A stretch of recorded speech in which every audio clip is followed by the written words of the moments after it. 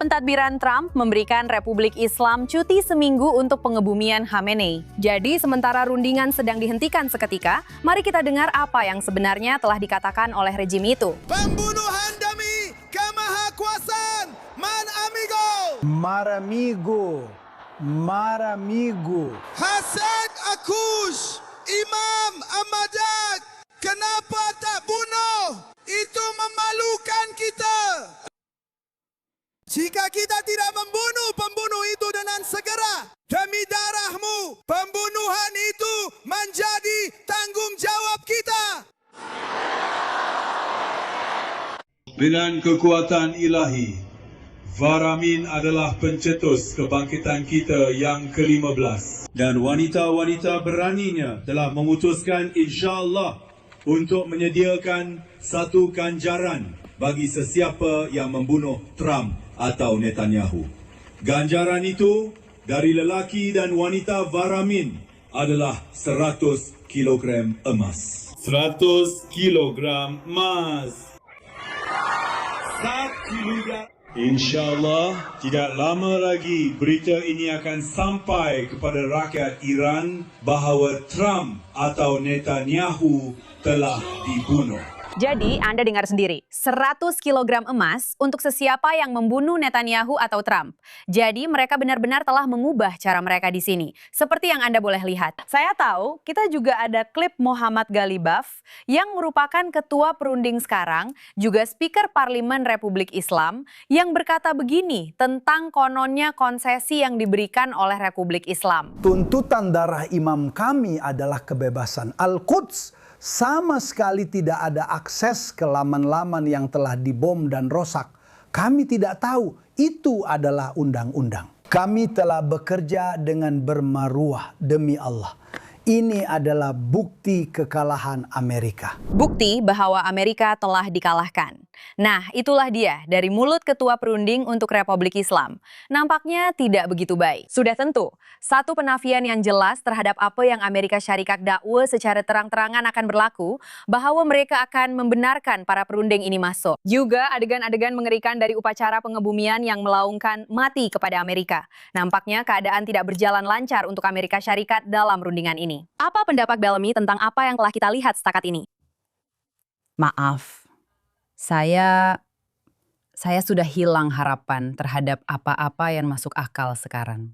Dan saya rasa melihat cara pentadbiran mengendalikan perkara ini membuatkan saya tertanya-tanya banyak perkara. Tetapi pada masa yang sama apabila melibatkan Iran, istilah berunding langsung tidak bermakna. Betul tak? Ia langsung tidak bermakna. Karena apa jadi dengan prinsip kita tidak berunding dengan pengganas? Tidak. Dan kemudian kita lihat apa yang berlaku pada bulan Januari. Awak suruh orang turun ke jalanan dan kemudian mereka dibunuh beramai-ramai. Mereka masih lagi dibunuh ketika kita sedang bercakap ini. Dan tiba-tiba saja untuk majelis pengebumian, saya memang suka acara yang penuh adat dan meriah. Tapi sekarang awak memaksa orang awam yang sebenarnya menentang rejim untuk hadir ke majelis pengebumian, sedangkan dari segi persepsi, kalau apa-apa berlaku, ia akan nampak seperti Israel yang membunuh rakyat Iran. Semuanya salah Israel, semuanya salah Amerika Syarikat. Jadi dari segi persepsi, ia memang hebat. Apa yang saya sebenarnya suka, dan saya tak akan berdiam diri untuk cakap perkara ini, mereka sepatutnya terus saja mengebom majelis pengebumian itu dengan senjata nuklir. Tapi itu cuma pandangan saya. Memang tak selesa. Saya tak pasti tentang Luke, tapi saya tak kisah kalau ada serangan udara bersasar. Sekurang-kurangnya beberapa serangan yang khusus itu. Sekurang-kurangnya yang disasarkan. Ya, sebab kalau awak buat, awak tetap dipersalahkan. Kalau awak tak buat pun, awak tetap dipersalahkan. Dan pada masa ini, kita masih akan dipersalahkan untuk segala-galanya. Jadi, kalau kamu semua nak datang, maksud saya, kalau ada air yang lebih dalam atau situasi air yang lebih banyak, itu pasti lebih baik. Ya, saya tak kisah kalau ada insiden pager lagi untuk beberapa orang yang kita nampak tadi. Saya tahu ada juga rakaman kumpulan Houthi tiba di perarakan pengebumian itu. Mereka tiba sambil melaungkan maut kepada Amerika. Maksud saya, tema pengebumian berhari-hari ini yang kebetulan berlangsung semasa ulang tahun ke-250 Amerika adalah maut kepada Amerika. Jangan biarkan sesiapa memperdayakan Anda. Maksud saya, mereka memang sengaja lakukan begitu. Tiada keraguan. Mereka benar-benar percaya pada simbolisme. Orang Amerika dan Barat suka berkata, ia sebenarnya tidak bermaksud apa-apa. Mereka tidak maksudkan apa yang mereka katakan. Anda tahu, maut kepada Israel, maut kepada Amerika. Kami akan bunuh Trump. 100 kilogram emas untuk, Anda tahu, kepala Netanyahu bukan sekadar gurauan. Ini bukan sekadar retorik. Mereka akan lakukan ini tanpa berpikir panjang. Dan saya rasa kita masih kekurangan orang di Barat yang faham bahwa mereka memang maksudkannya. Betul? Ini adalah pengisytiharan kemerdekaan mereka. Jika Anda mahu. Itulah maksud sebenar kata-kata mereka. Dan kita perlu mengambil kata-kata mereka itu secara serius. Malangnya, kita juga melihat ramai pemimpin di Barat, termasuk atas pelbagai sebab yang akan kita bincangkan. Saya pasti Presiden Amerika Syarikat memperkecilkan semua seruan hasutan ini, insentif yang jelas untuk membunuh beliau. Bagi saya, apa yang kita lihat ini memang sangat luar biasa, terutamanya adegan-adegan di majelis pengebumian itu. Ia sangat terang-terangan, sangat jelas, dan mengecewakan apabila orang ramai tidak mahu menyatakan perkara sebenar. Tapi awak tahu, kita juga nampak beberapa hadirin, walaupun tidak ramai tetamu berprofil tinggi, saya boleh katakan begitu, ramai tokoh politik dan diplomatik kelas bawahan dari pelbagai negara. Sudah tentu kita juga nampak ramai wakil pengganas hadir di majelis pengebumian ini. Turku, apa pendapat awak tentang majelis pengebumian ini berdasarkan apa yang kita lihat setakat ini? Apa yang saya lihat ialah Iran mengambil cuti seminggu daripada rundingan untuk menunjukkan kuasa balas dendam dan propaganda. Ya, tepat sekali. Tawarkan ganjaran untuk membunuh Trump. Dan juga apa yang kita lihat, mereka menyambut setiap negara dengan ayat-ayat dari Al-Quran. Dan Turki serta Arab Saudi mendapat yang benar-benar buruk. Ayat-ayat itu tidak memanggil sama ada Turki atau Arab Saudi sebagai sekutu. Mereka menyiratkan bahawa mereka bekerjasama dengan musuh. Dan Taliban mendapat kata-kata yang terbaik dan mereka dipanggil sebagai sekutu. Mereka dialu-alukan sebagai sekutu. Jadi mereka mengalu-alukan Taliban sebagai sekutu. Ya, mereka mengatakan bahawa Turki dan Arab Saudi kerana mereka Sunni, betul? Sunni, dan juga saya rasa selagi kita tidak mengorbankan askar kita untuk rejim jahat ini, kita tidak cukup Muslim bagi mereka. Betul. Jadi saya rasa ia cuma satu gurauan pengebumian ini, dan saya tak tahu apa yang Trump sedang lakukan, rundingan apa ini. Sebenarnya ini bukan satu rundingan. Ini cuma untuk Iran meminta masa supaya mereka boleh membina semula kekuatan mereka untuk melawan balik. Dan inilah yang mereka nyatakan selama berbulan-bulan sejak permulaan protes pada bulan Disember. Sekarang, saya perlu katakan, kami belum sempat memperkenalkan Anda. Tetapi Turku Afci, yang sebenarnya seorang penyelidik Turki dan pelajar di sini di Israel, telah menjadi sasaran rejim di Turki. Jadi Anda memang mempunyai pengalaman secara langsung berurusan dengan beberapa orang yang sangat baik yang kita lihat menghadiri pengebumian ini. Tetapi Anda tahu, Bellamy, saya ingin kembali kepada Anda mengenai rundingan ini. Maksud saya, apa yang sedang kita lakukan? Seperti, jika Galiev sendiri secara terang-terangan menafikan bahwa mereka akan membenarkan sebarang jenis pemeriksaan, apa sebenarnya yang sedang kita rundingkan? Bukankah ini sepatutnya hanya berkaitan isu nuklir sejak awal lagi? Ya, tetapi juga saya ingin kembali kepada bagaimana Trump memperkecilkan apa yang sedang berlaku dan apa yang sedang dicetuskan. Seperti yang berlaku karena dia telah disasarkan berkali-kali dan ia sentiasa berkaitan dengan perjuangan. Dan ia menjadi, Anda tahu, pelengkap kepada image-nya. Hampir seperti detik mesiasnya dan darah mengalir deras, penumbuk di udara benar-benar sesuatu yang sangat berkesan. Tapi bagaimana perasaannya jika Hezbollah melakukan satu lagi serangan atau sesuatu yang serupa terhadapnya dan kita memperkecilkannya? Bagaimana pula rupanya jika sebagai warga negara berkata, adakah kita akan kurang patriotik? Bukankah itu akan membuatkan kita seolah-olah berdiri di pihak pengganas? Macam mana dia akan terima itu? Tapi sekarang kembali kepada rundingan. Pertama sekali, perkataan itu langsung tidak bermakna karena apa yang kita lakukan? Untuk kehadapan, mesti ada sesuatu yang diumumkan sejak awal lagi. Dia tidak berkata apa-apa. Dia hanya melengah-lengahkan masa. Pilihan raya pertengahan penggal akan tiba.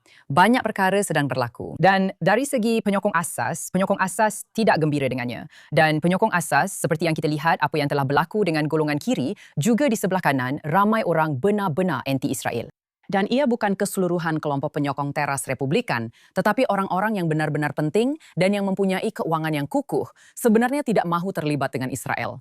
Mereka langsung tidak mahu ada kaitan dengan Israel. Pada mulanya ia memang hebat, tetapi sekarang mereka rasa lucu apabila Anda terus menyebut perkara ini karena sepatutnya keutamaan adalah Amerika dahulu. Tetapi apa maknanya Amerika jika ia tidak boleh bertindak tegas apabila berdepan ancaman terhadap negara paling berkuasa di dunia? Jika Anda tidak boleh bangkit dan benar-benar mewujudkan presiden tentang akibat menyasarkan seseorang walaupun hanya dengan kata-kata, maka saya sebagai warga negara Amerika sebenarnya tidak rasa selamat. Ya, maksud saya rasa awak membangkitkan satu perkara yang menarik kerana saya juga salah satu pemikiran awal saya bila saya nampak komen Trump ialah apakah mesej yang sedang dihantar kepada rakyat Amerika lain. Lupakan tentang Israel, okey? Awak tak suka Israel, tak apa. Awak tak suka Israel. Apakah mesej yang dihantar kepada setiap sekutu Amerika yang lain dan setiap demokrasi kecil di seluruh dunia?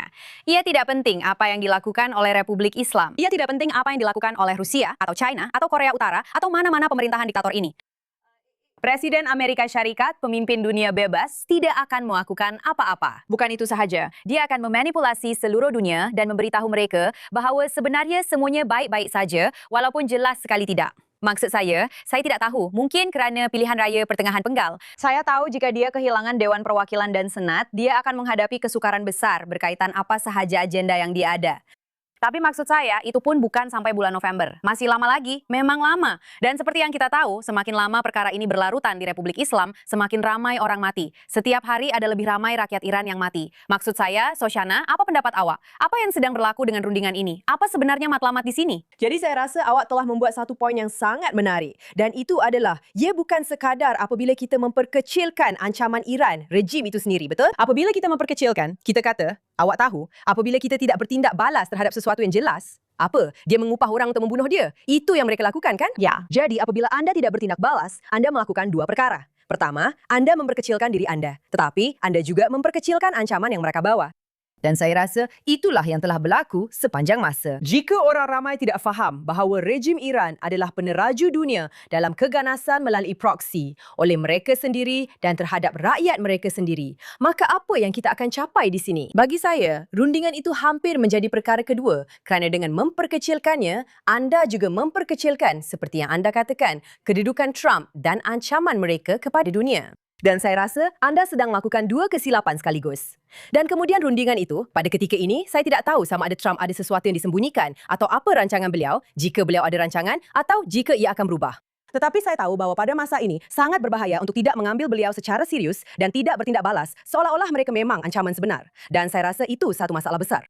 Jadi, seperti yang kita tahu, sudah ada beberapa pelanggaran yang dilakukan oleh Republik Islam Iran. Dan kita lihat situasi balas-membalas seperti ini. Anda tahu, Republik Islam Iran akan mengebom sebuah kapal dan kemudian Amerika Syarikat akan mengebom sesuatu yang kecil milik rejim itu. Dan Anda tahu, kemudian kita dengar, oh, itu adalah tindak balas yang sepadan. Kenapa? Kenapa ada obsesi terhadap kesepadanan ini? Bukan dari segi, maksudnya menurut undang-undang antarabangsa, tetapi dari segi konsep bahwa Anda tidak boleh mengalahkan musuh. Seperti saya teringat klip dari West Wing dulu. Anda tidak mahu bertindak sepadan dengan musuh. Anda mahu mengalahkan musuh Anda. Dan nampaknya kita tidak boleh lakukan ini lagi. Seperti terlalu banyak kontroversi tentang perkara yang nampaknya asas. Maksud saya, Turgut, apa pendapat awak tentang rundingan itu? Saya rasa awak tahu, saya berhenti mengikuti rundingan itu kerana kita semua tahu bagaimana ia akan berakhir.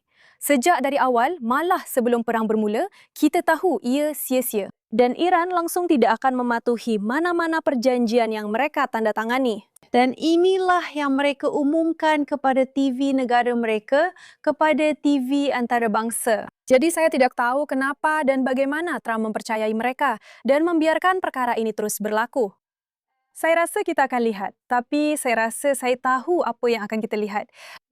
Ia mesti satu taktik melengah-lengahkan. Maksud saya tak tahu apa lagi. Mungkin Piala Dunia kini sedang berlangsung di seluruh Amerika Syarikat. Ya, Orang ramai sangat-sangat berminat dengan perkara itu. Mereka sedang menontonnya. Macam semua orang kata, tunggu, betul, saya tak akan dapat lakukan itu. Saya langsung tak pernah tonton satu pun dari Piala Dunia. Jadi awak memang dalam golongan minoriti wanita sebab ramai-ramai orang melekat depan televisyen. Anak-anak saya pun cakap, Maghribi dan Kanada sedang bermain. Saya pula macam, jadi kenapa? Kelakar betul. Siapa peduli? Tapi perhatian dunia sekarang memang pada bola sepak dan sudah tentu pada majlis perkahwinan Taylor. ya, sudah tentu. Mana mungkin kita lupa. Sampai melumpuhkan seluruh Manhattan. Saya peminat Taylor sebenarnya. Saya juga. Untuk pengetahuan semua, Tapi saya memang awak ada bangkitkan sesuatu yang menarik tentang bagaimana awak tahu Trump seolah-olah memberikan gambaran yang salah tentang apa sebenarnya rejim itu. Saya akan kata itu gaslighting. Dan itu sebenarnya sesuatu yang dia sering lakukan dengan sebuah lagi negara yang saya ingin bincangkan hari ini. Dan itu adalah Turki yang mungkin atau mungkin tidak, masih belum pasti, tetapi semakin kelihatan seperti mereka akan menjadi pertempuran besar yang seterusnya, musuh utama yang seterusnya, sekurang-kurangnya berdasarkan cara Erdogan, diktator itu bercakap. Turku, apa pendapat awak tentang perkara ini? Saya tahu Trump telah memberikan pelbagai alasan untuk menjual jet pejuang kepada Turki.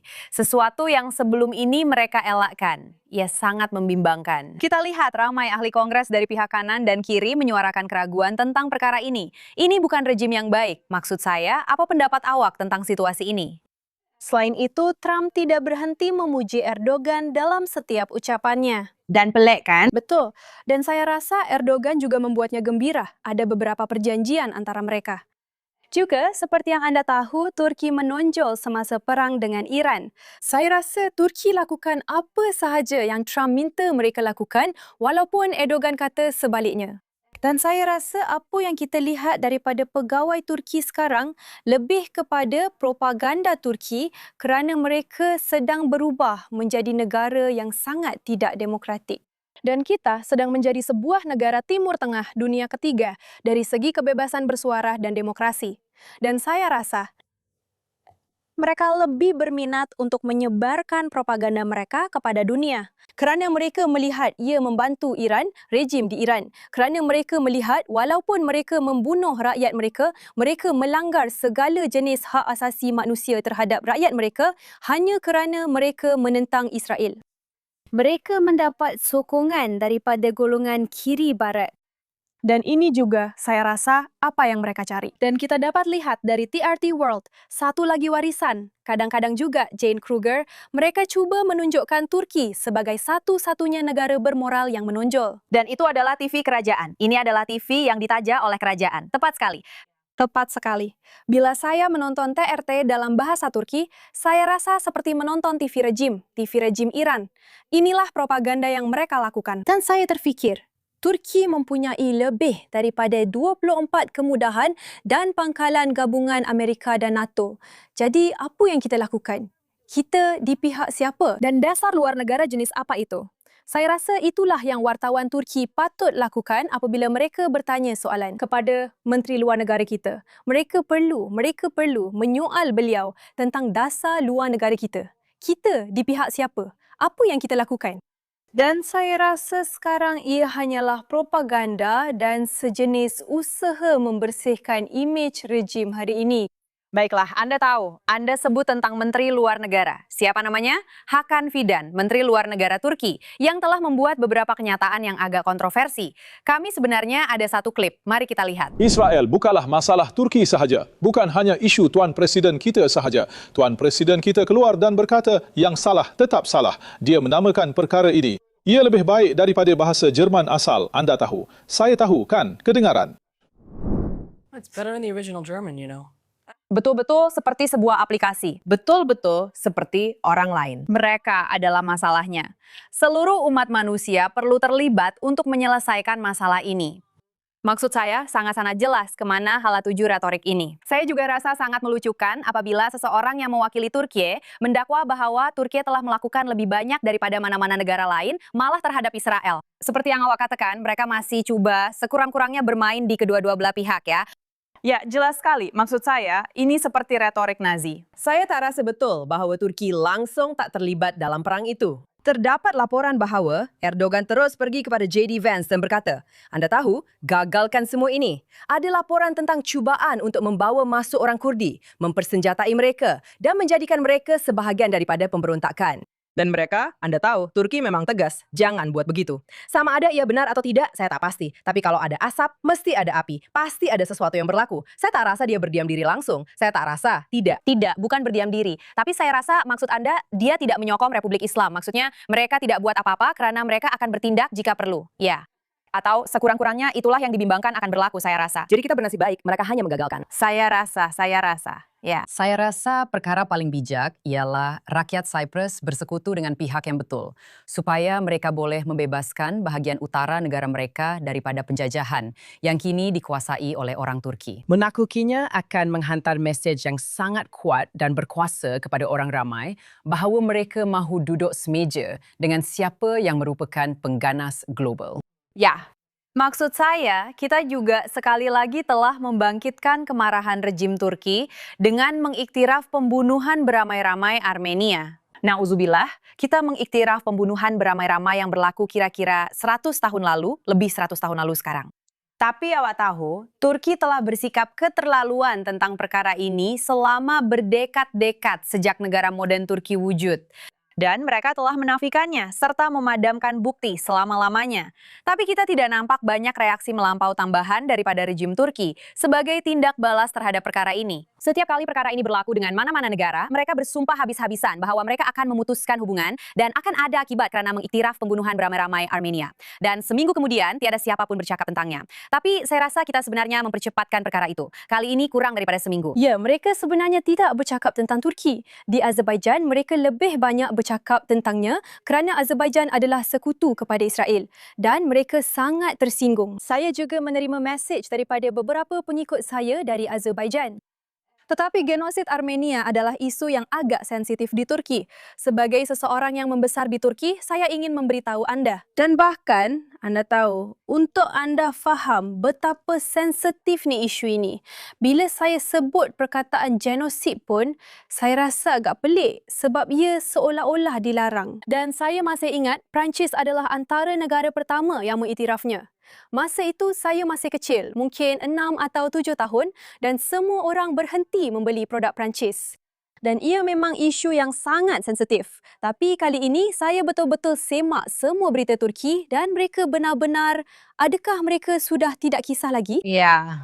Sangat menarik. Baiklah, itu bagus. Saya tahu pada satu ketika ia juga pernah dianggap satu kesalahan jenayah. Seperti Anda tidak boleh menggunakan perkataan genosid. Tetapi mereka perlahan-lahan telah melonggarkannya. Tak pasti berapa lama itu akan berterusan memandangkan arah tuju Erdogan, tapi kita kena tunggu dan lihat. Baiklah, saya memang ingin beralih ke segmen yang lebih populer, salah satu segmen kegemaran kita, yaitu Wira dan Penjahat.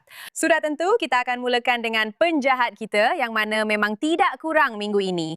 Nampaknya dalam beberapa tahun kebelakangan ini memang tidak pernah kekurangan penjahat. Tapi kami akan biarkan Anda mulakan dulu. Anda benarkan kami mulakan dengan penjahat hari ini. Turku, siapa yang Anda ada? Saya rasa ini tidak akan mengejutkan. Ia adalah Menteri Luar Negara saya, Hakan Fidan. Sekali lagi seperti yang dilakukannya setiap minggu, dia mengancam Israel, dia bercakap buruk tentang Israel. Dan dia lupa bahawa rakyat Turki sedang menunggu dia untuk menjawab ribuan masalah yang kami hadapi. Dan dia hanya memilih untuk bercakap tentang ancaman yang tidak wujud. Mereka memulakan konflik ini dengan mengancam Israel sejak 7 Oktober. Setiap minggu selepas solat Jumaat, mereka menyeru untuk kemusnahan Israel. Dan kemudian mereka mencipta satu konflik yang sebenarnya tidak wujud. Dan dia lupa bahawa dia telah menandatangani Pelan Damai Sempadan Gaza yang memastikan keselamatan Israel dan melucutkan senjata Hamas dari Gaza. Tapi sekarang, saya benar-benar keliru. Dia menandatanganinya di sebelah Trump. Mereka duduk bersama dan sukar dipercayai menandatangani perjanjian itu. Dan saya tidak pasti Hakan Fidan yang mana satu patut kita percayai sebagai rakyat Turki. Hakan Fidan yang mengancam Israel setiap minggu, atau Hakan Fidan yang memastikan keselamatan Israel dan melucutkan senjata Hamas. Tetapi sekarang kita juga menjadi tuan rumah kepada Hamas. Kita sedang menjadi pangkalan Hamas dan tiada siapa yang mempersoalkan perkara itu. Tiada siapa yang bertanya kepada Hakan Fidan, malah ketua pembangkang kita sendiri. Dan saya ingin mengingatkan anda siapa sebenarnya Hamas. Hamas adalah lanjutan daripada Ikhwanul Muslimin. Dan Ikhwanul Muslimin ditubuhkan untuk membalas dendam terhadap Republik Turki dan revolusi Ataturk di Turki. Kerana selepas Ataturk mewujudkan perlembagaan sekular, beliau telah memansuhkan khilafah. Dan selepas beliau memansuhkan institusi ini, tiada negara Arab atau negara Islam yang bersetuju untuk menubuhkan semula institusi ini kerana ia tidak berguna. Dan pada masa itu, pemimpin Ikhwanul Muslimin Hasan al-Banna menubuhkan Ikhwanul Muslimin untuk membalas dendam terhadap Republik Turki sekular. Dan hari ini mereka menjadikan Turki sebagai pangkalan mereka dan mereka sedang membalas dendam. Kita sedang kehilangan Republik Turki modern yang demokratik. Ia sedang menjadi sebuah negara seperti yang diidamkan oleh Ikhwanul Muslimin. Dan saya rasa inilah ancaman sebenar. Ancaman sebenar bukanlah Israel. Israel tidak pernah menjadi ancamannya. Dan apabila saya membaca komen di bawah Middle East Eye atau TRT World daripada golongan kiri barat yang kadang-kadang memuji Erdogan, saya benar-benar terkejut. Seperti semua pesaing, beliau kini berada dalam penjara. Ya, saya macam, okey. Dan hanya kerana dia menentang, hanya kerana dia mengancam kedaulatan negara lain, kita perlu memujinya sekarang. Jadi saya juga percaya awak juga telah diancam oleh, iya. Saya terlupa untuk sebutkan, sekarang ia memang terasa sangat semula jadi. Awak seorang yang sentiasa dicari. Awak kena masalah sebab apa? Siri, penghinaan terhadap Presiden Recep Tayyip Erdogan. Baiklah, bagus, Kolokolov. Ya, Tania, satu tepukan gemuruh. Ia satu pencapaian yang hebat ya. Wah. Baiklah, jadi Shana, siapakah penjahat minggu ini bagi awak? Baiklah, dari satu negara ke negara lain yang sedang berantakan. Minggu ini, saya ingin menegur Parti Demokrat kerana apa yang telah menjadi perbincangan yang dianggap boleh diterima dalam parti itu, iaitu menjadi Yahudi dianggap sebagai satu masalah. Semasa perbualan CNN tentang calon Presiden Demokrat yang berpotensi, seorang panelis berhujah bahawa Senator Jon Ossoff mungkin Demokrat yang boleh mencari jalan tengah kerana walaupun dia Yahudi, dia sangat kritikal terhadap kerajaan Israel. Dan seorang lagi panelis, Alex Michelson, berkata, sebagai seorang Yahudi, sesetengah orang nampak lebih Yahudi berbanding orang lain. Dan Ossoff mungkin tidak kelihatan se-Yahudi seperti Josh Shapiro. Tetapi mengenai perkara Yahudi itu, sebab jadi ringkaskan. Ya, saya nak katakan dia memang Yahudi. Dia mungkin Demokrat yang boleh mencari jalan tengah. Kerana walaupun dia Yahudi, dia sangat kritikal terhadap kerajaan Israel. Sangat kritikal terhadap Benjamin Netanyahu. Dia ada credibility dalam isu itu. Jadi saya rasa memang ada kemungkinan dia boleh mengisi ruang di antara dua ekstrim Parti Demokrat. Tanya Scott Wiener bagaimana hasilnya untuknya. Ya, sebagai seorang Yahudi, ada orang yang nampak lebih Yahudi berbanding orang lain. Dan Jon Ossoff mungkin tidak nampak se-Yahudi seperti Josh Shapiro, walau apapun maksudnya. Apa sebenarnya yang sedang berlaku di sini? Dia sedikit kurang Yahudi berbanding lelaki ini, jadi mungkin dia boleh dipilih secara demokratik. Hello? Kita bukan membincangkan politik seseorang atau pendapat mereka atau platform mereka. Cuma, sama ada hidung mereka cukup besar atau cukup kecil supaya tidak dianggap Yahudi untuk dipilih. Boleh awak bayangkan jika perkara ini dikatakan tentang minoriti lain? Ada sesiapa akan kata calon Muslim patut jadi kurang Muslim atau calon kulit hitam patut jadi kurang hitam? Ada sesiapa yang berani cadangkan supaya Elon menanggalkan hijabnya atau Tlaib menafikan warisan Palestinnya? Sebaliknya, ahli-ahli Kongres Demokratik ini boleh sahaja memanggil Israel sebagai apartheid dan enggan mengutuk keganasan Hamas dengan jelas. Itu dianggap tidak mengapa. Dan tiada penganalisis politik yang serius mencadangkan bahawa orang Islam sebagai satu kumpulan perlu menyembunyikan identiti agama mereka untuk layak dipilih. Hanya orang Yahudi sahaja yang dijangka membuktikan mereka adalah Yahudi yang betul. Ironinya, Parti Demokratik yang telah mendapat sokongan minoriti Yahudi selama hampir 100 tahun, sejak tahun 1968, kira-kira 71% rakyat Amerika Yahudi mengundi calon Presiden Demokratik. Tetapi kini, entah bagaimana menjadi Yahudi adalah satu kekurangan dalam parti ini.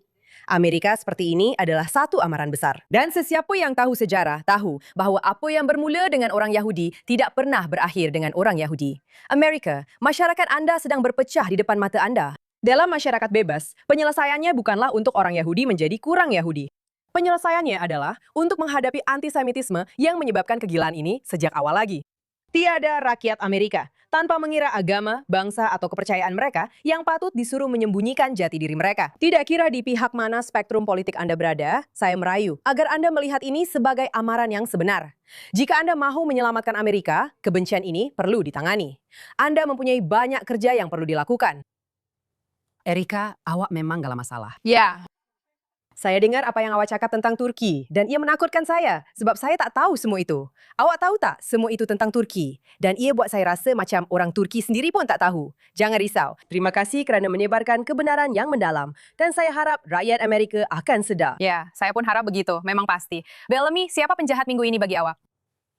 SABC, yaitu Perbadanan Penyiaran Afrika Selatan, kerana minggu ini dengan serangan xenofobia yang berlaku dan mana-mana warga asing telah diberi amaran 2 bulan sehingga 30 Jun untuk meninggalkan negara itu. Semasa saya tinggal di Afrika Selatan, tahun saya meninggalkan negara itu ialah 2008, ketika saya melihat serangan xenofobia meningkat ke tahap yang menakutkan dan ia langsung tidak dilaporkan di media, kerana ia tidak dilaporkan pun di dalam negara. Sekarang, SABC dimiliki oleh ANC yang merupakan proksi kepada rejim Iran. Jadi, sesiapa yang tidak tahu bagaimana untuk mengaitkan semua perkara itu, saya pun hairan kerana pada masa ini ia pada dasarnya dijalankan seperti Al Jazeera. Kini, terdapat juga penerbitan lain yang mengatakan bahawa perarakan yang dianjurkan oleh orang awam ini, Anda tahu, sebenarnya bertujuan untuk mengheret orang keluar dari rumah mereka, lalu membunuh mereka. Malah rakyat Afrika Selatan yang telah mendapat kerakyatan juga diberitahu supaya meninggalkan negara itu atau mereka akan keluar dalam keranda. Jadi jika ada ancaman seperti itu yang sedang berlaku, kita perlu mencari jalan untuk menyalahkan Israel, karena sekarang semuanya adalah salah Israel. Jadi apa yang membuat saya marah tentang perkara itu ialah kemarahan yang pilih-pilih daripada semua orang. Dan orang ramai berkata, tapi kita tak tahu apa-apa tentangnya. Dan saya pun kata, tepat sekali. Tetapi apabila saya atau orang seperti saya terus berkata, Anda perlu melihat dan Anda perlu mendengar. Anda perlu melihat dan Anda perlu mendengar. Karena ia akan kembali memakan diri kita. Sebab lihatlah apa yang sedang berlaku sekarang. Israel. Israel yang dipersalahkan. Apa kaitan kita dengan serangan xenofobia di sebuah negara yang sudah membenci kita, memanggil kita negara apartheid? Tetapi mereka dengan gembira di atas karpet merah memberitahu setiap warga asing lain supaya keluar dari negara mereka karena mereka tidak layak berada di sana. Ia memang gila. Dan ia seperti saya, pernah ada seseorang yang betul-betul berkata kepada saya, dan dia menghantar message-message itu kepada saya. Dan selalunya orang Yahudi yang melindungi mereka. Pekerja mereka dan kerana mereka seperti keluarga. Tukang kebunnya berada di rumahnya. Dia terpaksa menyediakan tempat untuknya di rumahnya. Menghantar pengasuh anaknya ke rumah ibunya kerana tidak selamat untuk mereka pulang ke tempat tinggal mereka sekiranya berlaku apa-apa. Dengan seorang anak lelaki terpaksa menghantar mesej kepada ayah mereka yang merupakan tukang kebunnya berkata, di mana sahaja ayah berada, pastikan ayah tetap di situ. Saya cuma nak pastikan ayah selamat. Mereka baru sahaja membunuh 2 orang. SABC tidak peduli untuk masuk ke kawasan perkampungan itu kerana apa sahaja yang orang luar tidak tahu, tiada siapa yang perlu tahu. Memang ada orang yang mati. Memang ada orang yang mati, tapi mereka tidak akan melaporkannya. Apa yang berlaku di Afrika Selatan memang sesuatu yang memalukan. Maksud saya, mengikut perlembagaannya, ia sepatutnya menjadi salah satu negara yang paling menjunjung dan melindungi kebebasan. Dan inilah cara ANC komunis telah menghancurkannya. Berasaskan mentaliti mangsa dan rasa berhak, serta menindas orang lain daripada membina sesuatu yang produktif. Memang sangat mengecewakan untuk melihatnya. Begitu banyak potensi yang disia-siakan di Afrika Selatan.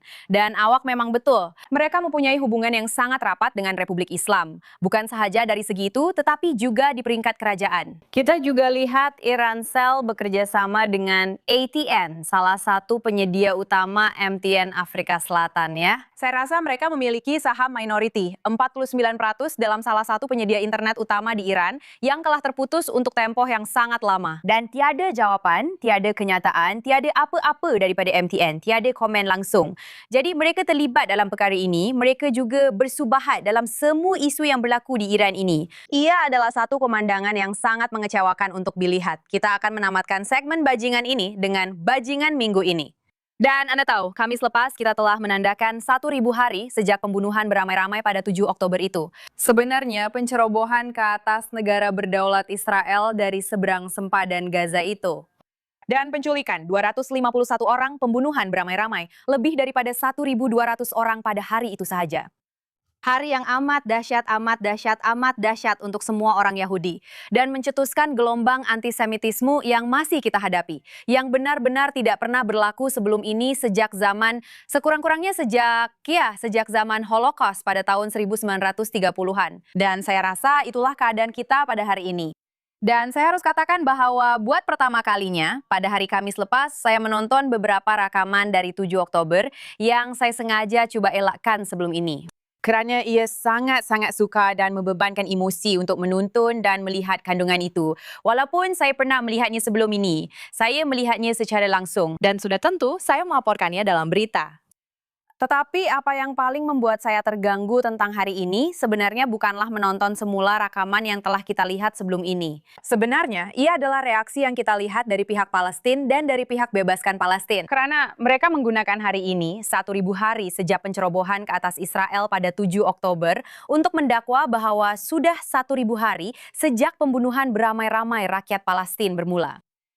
Saya ingin menegaskan kepada sesiapa yang menonton bahwa Israel tidak bertindak balas terhadap tindakan pada 7 Oktober sehingga 27 Oktober. Tiada operasi darat. Tiada apa-apa yang berlaku di dalam Gaza. Memang tiada langsung rakyat Israel di dalam Gaza pada 7 Oktober, 6 Oktober, 5 Oktober, atau 4 Oktober. Kecuali mereka yang telah ditahan sebagai tebusan pada masa itu, di mana masih ada beberapa orang, walaupun sebelum gelombang besar penculikan berlaku. Jadi untuk melihat peristiwa itu dan mengatakan ini menandakan permulaan genosid Palestina adalah sangat tidak sensitif dan juga sengaja mengabaikan fakta sejarah. Dan ini benar-benar menunjukkan bagaimana keseluruhan perjuangan ini, yaitu kultus kematian Bebaskan Palestina, sedang coba memesongkan naratif sejarah. Sejak dari permulaan lagi, mereka mendakwa bahwa orang Yahudi bukan berasal dari sini, dan bahwa mereka adalah penjajah, dan bahwa mereka adalah penyusup Eropa atau apa sahaja. Sedangkan pada hakikatnya, orang Arab lah yang datang ke sini sebagai penjajah. Namun itu tidak bermaksud harus atau tidak harus ada sebuah negara. Itu perdebatan yang berbeza sama sekali. Tetapi jika kita melihat sejarah, orang Yahudi memang berasal dari sini. Orang Arab Palestina yang kita kenal hari ini bukan berasal dari sini.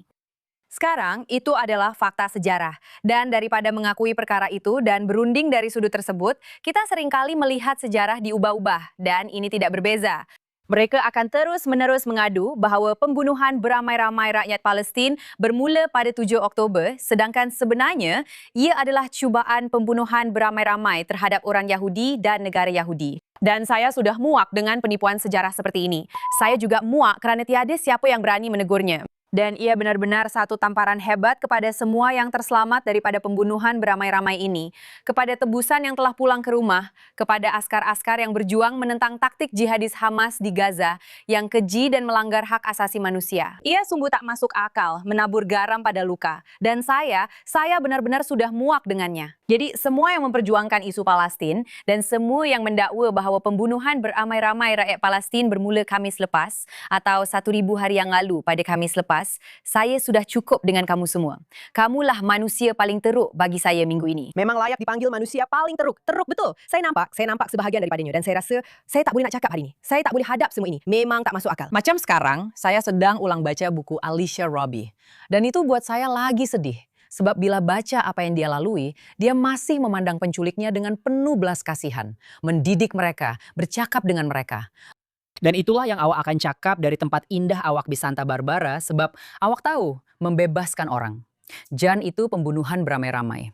Saya tak tahan dengan orang. Betul-betul tak boleh. Ia memang tak masuk akal. Maksud saya tak faham macam mana awak boleh tengok rakaman 7 Oktober tu dan tengok macam mana beribu-ribu rakyat Palestin Gaza di jalanan dengan besi dan kayu memukul tebusan kami di belakang trek pickup. Siapa yang boleh tengok semua ni dan kata mereka tu mangsa? Apa? Macam ia memang sukar difahami. Ia adalah pembalikan kebenaran. Ia adalah pembalikan. Trace dan mereka tahu. Mereka tahu macam ia sangat jelas tapi mereka tetap melakukannya. Ya, ia memang gila. Tapi seperti biasa, kita mahu akhiri dengan sesuatu yang positif. Saya tak pasti, Bellamy. Awak nak mulakan dengan Wira minggu ini? Sebenarnya wira saya adalah beberapa orang.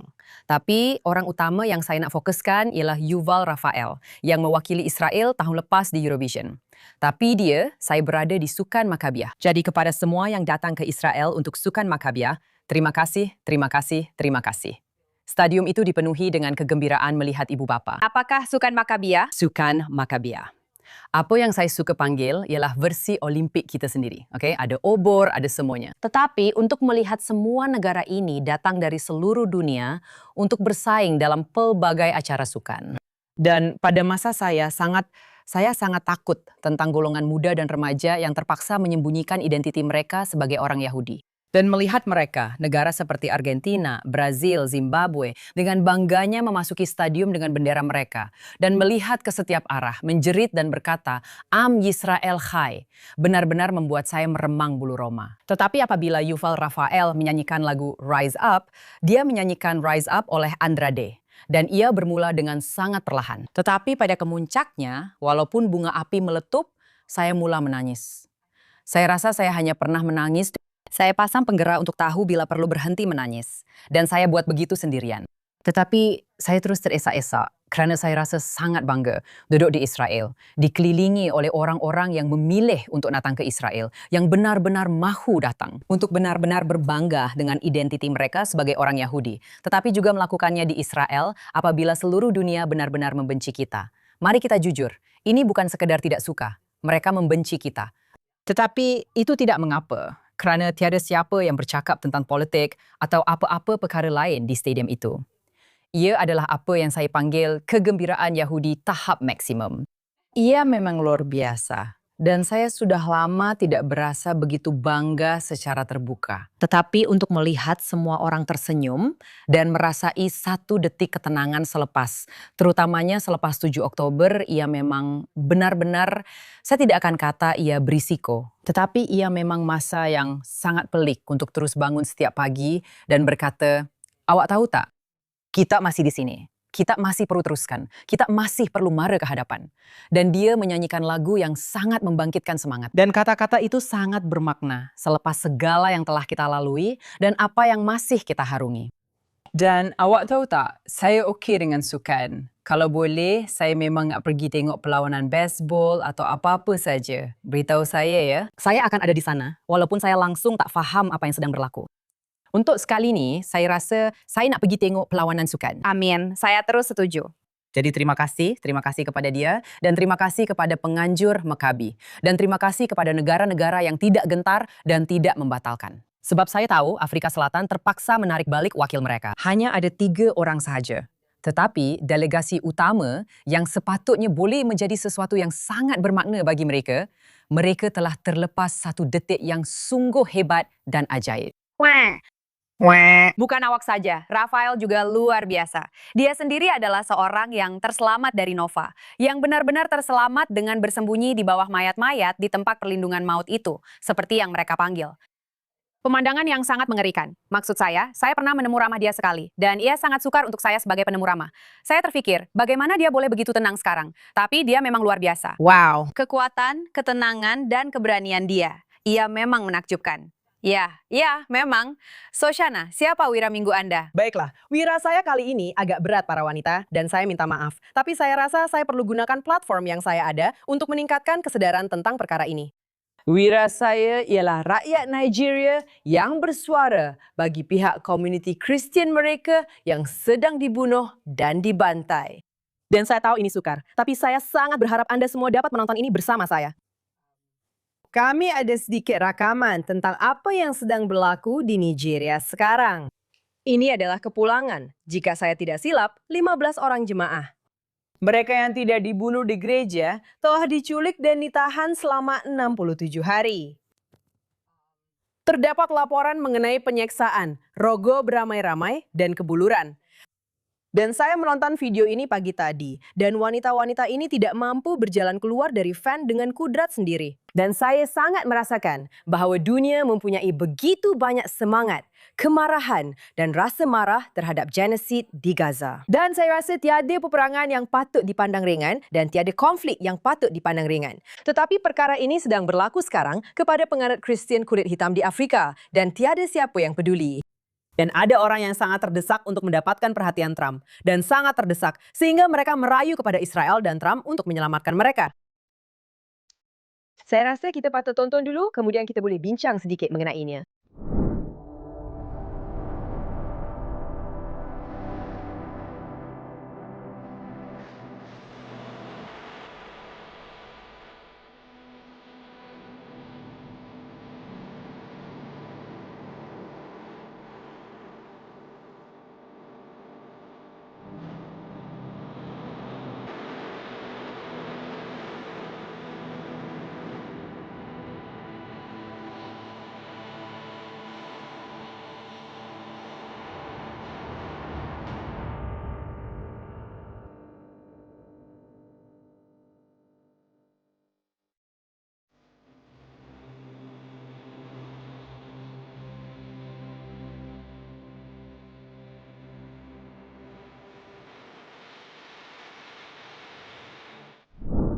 Saya tak dapat bayangkan betapa sukarnya untuk menyebarkan maklumat tentang apa yang sedang berlaku di sana, memandangkan segala halangan yang mereka perlu hadapi untuk melakukannya. Tapi ada orang di dalam talian yang cuba lakukan kerja ini, dan saya mohon anda untuk mengikuti mereka. Dan apabila mereka menyeru untuk bertindak, lakukanlah apa sahaja yang diminta. Tulis kepada ahli Kongres anda, senata anda, perkara ini mesti ditangani. Anda tahu, mungkin Colin Candace atau Megyn Kelly yang banyak bercakap tetapi tidak berkata apa-apa tentang perkara ini. Tucker Carlson, mungkin juga Erica Kirk. Mungkin Erica Kirk boleh berkata sesuatu? Saya pun tak boleh bercakap. Saya melihat perkara seperti ini dan saya rasa dunia terlalu senyap. Dan maksud saya, ini sedang berlaku di seluruh Nigeria. Gereja Kristen dan kampung-kampung sedang diserang, pendeta-pendeta dibunuh, dan kanak-kanak dijadikan tebusan untuk uang dan jihad. Jadi saya cuma minta semua orang, maaf, topik ini memang menyedihkan. Tapi Anda juga boleh jadi wira jika Anda coba membantu rakyat Nigeria ini dengan apa cara sekalipun. Jika Anda pernah ingin tahu apakah kegagalan terbesar pertubuhan bangsa-bangsa bersatu, itulah dia. Dan ia langsung tiada kaitan dengan Israel. Ya, Karena semasa membesar, itulah jenis video yang mereka gunakan untuk membiayai seluruh organisasi mereka. Dan tidak sepatah pun dari mereka tentang apa yang sedang berlaku. Awak betul. Tidak sepatah pun. Awak betul. Ya, saya membesar dengan menonton video-video tentang Afrika. Dan awak tahu, selamatkan kanak-kanak atau apa-apa sajalah. Dan saya pun tak tahu. Awak betul. Saya tak tahu di mana mereka. Jadi, PBB, ini juga satu seruan kepada Anda. Di manakah Anda? ia sangat mengerikan. Maksud saya, pembunuhan beramai-ramai terhadap penganut Kristen telah berlaku sejak sekian lama di Nigeria. Dan kita jarang sekali mendengarnya, malah ia bukan terhad di sana sahaja. Maksud saya, kita melihat penindasan besar-besaran terhadap penganut Kristen, terutamanya di Timur Tengah. Kita telah melihat penganut Koptik selama bertahun-tahun menjadi mangsa di tangan pelampau Islam Mesir. Kita juga baru-baru ini melihat apa yang berlaku kepada masyarakat Druze di Syria. Begitu juga dengan beberapa komuniti Kristen di Syria. Baru minggu lepas, kita melihat Republik Islam Iran bertindak keras terhadap penganut Kristen di dalam Iran. Jadi memang benar-benar ada peperangan jihad, bukan sahaja terhadap orang Yahudi. Orang Yahudi hanyalah barisan pertama, tetapi terhadap seluruh tamadun barat, termasuk dan terutamanya agama Kristen. Dan ya sangat-sangat menyedihkan untuk melihat bukan sahaja perkara ini berlaku, tetapi dunia seolah-olah tidak peduli. Tidak, mereka sangat sibuk. Dengan satu-satunya negara Yahudi. Ya, betul. Ia adalah wira yang penting. Walaupun sukar untuk ditonton dan difikirkan, tetapi kita mesti lakukannya. Turku, siapakah wira Anda minggu ini? Wira saya minggu ini ialah Joseph Aoun, Presiden Lubnan. Dan seperti yang Anda tahu, minggu ini, Amnesty. Bagaimana Anda sebut nama mereka? Amnesty, ya. Amnesty International dan 5 NGO lain mengecam perjanjian antara Israel dan Lubnan. Organisasi hak asasi manusia ini mengecam perjanjian damai antara Amnesty International. Mengecam, ya saya baca Siri itu semalam ya, Siri. Dan mereka mendakwa adakah mereka benar-benar pro-Hizbullah. Ia ada di laman web mereka, dan mereka benar-benar menyorotinya dengan mengatakan ia mengkhianati mangsa jenayah perang. Ya, saya nampak ia malam tadi ketika saya mencari wira saya. Dan kemudian saya nampak ini, dan saya tak percaya. Saya pergi ke laman web Amnesty International, dan ini sebenarnya memang wow. Ya. Jadi nampaknya organisasi hak asasi manusia ini tidak mahukan keamanan. Mereka mahu Hizbullah menduduki Lubnan dan ia sangat sukar untuk saya percaya kerana semasa saya di sekolah menengah adalah impian saya untuk bekerja di salah satu organisasi hak asasi manusia itu. Saya masih muda dan bodoh. Saya tidak tahu apa-apa. Tetapi memang menarik untuk melihat bagaimana mereka langsung mengabaikan penglibatan Iran, Lubnan, dan bagaimana mereka mempengaruhi kehidupan rakyat Lubnan. Apa yang saya lihat ialah Hizbullah telah menculik Lubnan dan rakyat Lubnan serta kedaulatannya. Dan ia saya tak tahu bagaimana mereka masih boleh, mereka tergamak mengatakan ini satu pengkhianatan terhadap mangsa jenayah perang. Tetapi Joseph Aoun bangkit dan dia sangat tegas. secara keseluruhan. Ya, Dia mempertahankan perjanjian itu. Dan saya rasa dia adalah wira saya. Kerana akhirnya ada seseorang yang mempertahankan rakyat Lubnan dan kedaulatan. Dan ada seseorang yang tidak berdiam diri, tidak takut. Selain itu, kami melihat Hizbullah berada di jalan-jalan Lubnan dan mereka seolah-olah sedang bangkit. Namun begitu, dia tidak berundur walau sedikit pun. Dia tetap berdiri teguh di belakang perjanjian itu.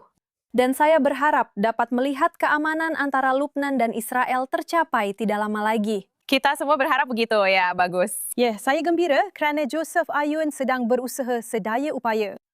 Jadi, dia adalah wira saya.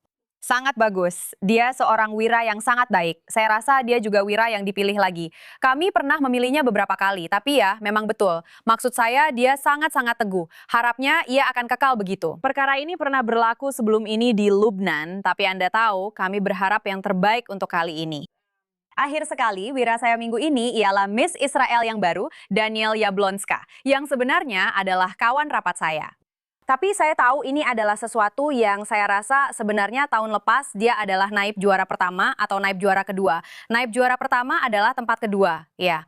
Jadi dia sebenarnya sudah lama mewakili Israel, bukan hanya dalam kapasiti itu, tetapi selama bertahun-tahun sebelum ini. Seorang aktivis yang telah melakukan banyak kerja hebat dengan bangga mewakili komuniti Yahudi, dengan bangga mewakili negara Israel sejak dia berpindah ke sini. Dia berhijrah ke Israel melalui Aliyah. Dan saya sangat-sangat teruja melihat minggu ini bahwa dia diumumkan sebagai peserta untuk pertandingan Miss Universe.